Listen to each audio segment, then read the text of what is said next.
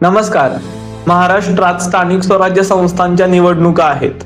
लोक या निवडणुकांकडे छोट्या निवडणुका किंवा कमी महत्वाच्या निवडणुका म्हणून बघतात, तर असं अजिबात नाहीये.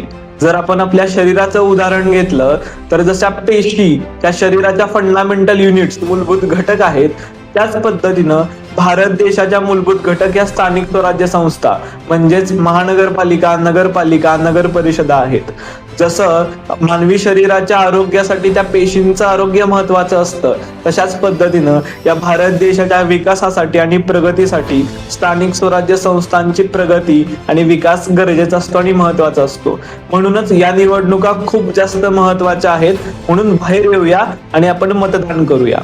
पुढील 5 ते 10 वर्ष तुमच्यासाठी, माझ्यासाठी, महाराष्ट्रासाठी, भारतासाठी, जगासाठी, पर्यावरण आणि प्रकृतीसाठी खूप जास्त महत्वाचे आणि भविष्य घडवणारी आहेत. हे भविष्य घडवताना राजकारण आणि सत्ताकारण ह्या महत्वाच्या भूमिका बजावतात.